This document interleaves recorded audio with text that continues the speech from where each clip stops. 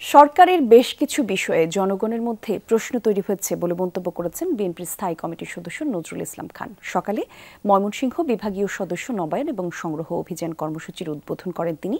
নজরুল ইসলাম খান বলেন, সরকারের সাফল্য এবং ব্যর্থতা নিয়ে এখনো অনানুষ্ঠানিকভাবে কোনো প্রশ্ন তোলেনি বিএনপি।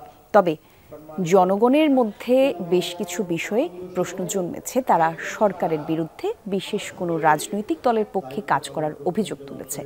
নির্বাচনী ট্রাইব্যুনাল রায় দেওয়ার পরও ঢাকা দক্ষিণ সিটির যিনি মেয়র তাকে দায়িত্ব না দেওয়ার বিস্মিত বলেও মন্তব্য করেন নজরুল ইসলাম খান।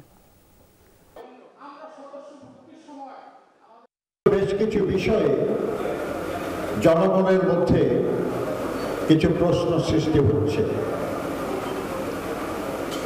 সরকারের থেকে বিশেষ কোনো রাজনৈতিক দলের পক্ষে কাজ করার অভিযোগ। শুধু প্ল্যান করলেই হবে, টিভি পাইতে ক্যাপটাও তো খুলতে হবে। কোকা-কোলার এত বড় অফার, ক্যাপ খুলো, কোড দাও আর উত্তর দিয়ে জিতে নাও ফ্রিজ টিভি ফোন আর প্রতি বোতলে নিশ্চিত ক্যাশব্যাক।